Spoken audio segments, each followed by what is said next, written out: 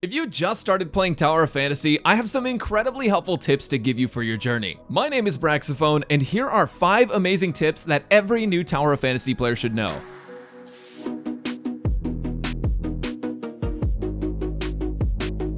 In the number 1 spot is Nuclei. The tutorial teaches you what these are, but it doesn't tell you how you can get them in tons of different ways. Black and gold nuclei are all over the map, and you'll run into tons as you explore. You may or may not have noticed already, but on the map you'll find tons of different icons, and the diamond icon marks the existence of a nucleus that's hidden within a mechanic, like tar pits, kerosene plants, lava pits, dandelions, glow shrooms, singularity rocks, chow chows, earth fights, and omnium pillar induction plates. If you run into a tar pit or kerosene plant, you can use any fire weapon to melt it away and reveal a black or gold nucleus. If you happen to come across a lava pit, you can use ice weapons to clear it out for the same thing. Dandelions will be all over the world, and you can basically just smack them once with anything to make the flowers come off. One of them will generally have a nucleus in it. You just have to go up and hit it. If you ever come across glow shrooms, you can jump on them in the order of smallest to largest, and they'll spawn a nuclei for you. Now, you ever see one of those statues holding a giant metal sphere? Those are singularity rocks, and by using the strange cube relic, you can force them away. All you do is get nearby them, use the relic, and they will go flying. You can get the strange cube at the start of Ruin A2 easy mode. Chow chows look like big blue flowers in the ground, and they're usually hungry. If you throw a water core into the center of one when it's ready to produce a nucleus, they'll consume it and spit one out.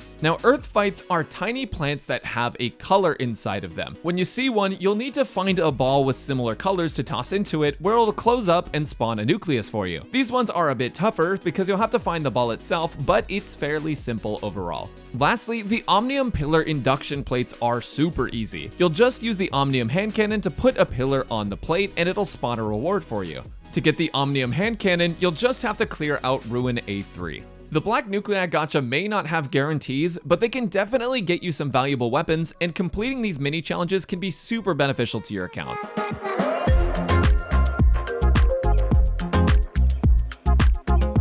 The second must-know tip for new Tower of Fantasy players deals with teleporting and changing channels or lines. There's a cooldown right after you switch from one line to another, so if you're trying to play with friends and then they end up switching over and you already swapped to play with them, you may be worried about not being able to transfer. But there's actually a workaround. All you have to do is join a party with your friend, give them party leadership, and click on this little icon right above the leave party option. Not only will it teleport you to them, but it will also change your line instance to be the exact same one as theirs. When that happens, you should be able to see him when you get there. You can also completely dodge the cooldown this way, making it super easy to use when you need it and allowing you to cheat the system a little bit. On top of that, the teleport feature is also just really nice because it lets you squat up around bosses and in certain locations. Like if you want to speedrun the space rifts around the map, if you want to collect them all, maybe you're on an alt account or something like that, you can just teleport to your friend and they will basically taxi you everywhere. Fingers crossed that this one doesn't get patched. I don't think it will, but in the meantime, use it while you can.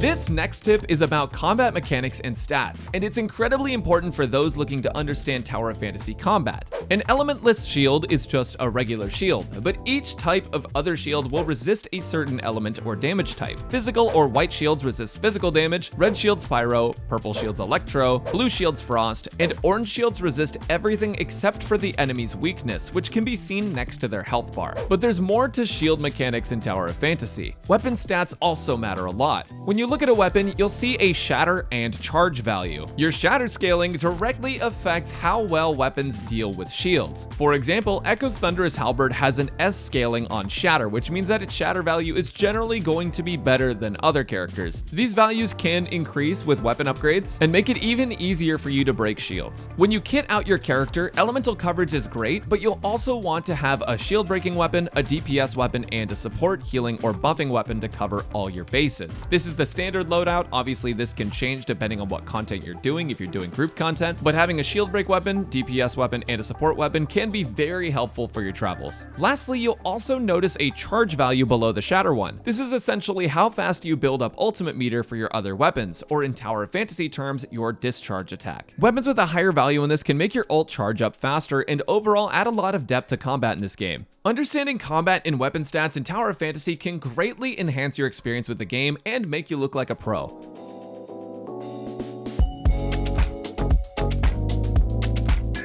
By now, you've probably noticed that this game has some cool weapon and movement combos, and you've probably also noticed that they're not super easy to find. Luckily, they are actually in the game, you just kind of have to look for them. If you look under your map, first off, you might find that you have mail. I don't know why it took me so long to find that. Over on the left, you'll find this exclamation point. This is your survival guide, and it shows you a bunch of tips and tutorials for various parts of the game. If you scroll down, you'll find a category called weapon skill, where you can see combos for every attack on all of the weapon types. When I found this portion of the survival guide, I was pretty surprised to find out there's certain attacks I've never even used. Now, most of these combos are as described, but there's a couple discrepancies in some, like with Rosy Edge, the Frost Greatsword. Both Crescent Slash and Devastate have the same instructions, but one of them does not work as shown. One of the attacks is done by holding a direction, dashing, and attacking, but there's another attack where if you dodge or backstep without holding a directional key, then follow up with an attack, you'll hit the ground and create 3 Frost Slashes. This is likely due to them not having an icon for dodge specifically, only dash, but they are 2 different attacks. Overall, this is a super helpful tool for learning your weapons, and it will be even more helpful as new Simulacra release and as the game continues.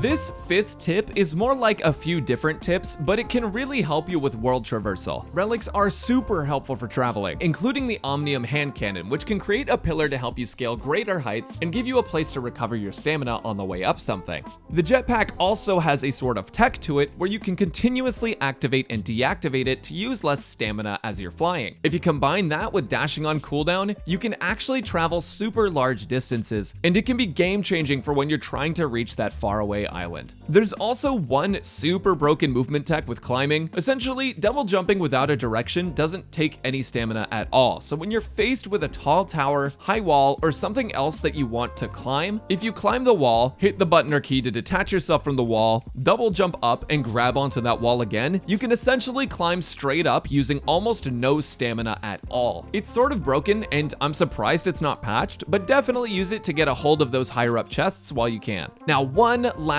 tech is that you can use weapon skills to climb short heights. With Echo's Thunderous Halberd, for example, you can use your hold attack in midair and cancel it with a dodge up to 3 times. Each time, if you do it right, it's going to lift up your character a little bit extra. If you're just short of where you need to go and the surface isn't climbable, you can abuse this tech to gain about 2 feet more height. If these tips helped you and you want to see more Tower Fantasy content, let me know in the comments below and consider subscribing to the channel. I also go live a few days a week at twitch.tv/Braxophone, so make sure to come hang out. Thanks for watching everyone, and I'll catch you next time.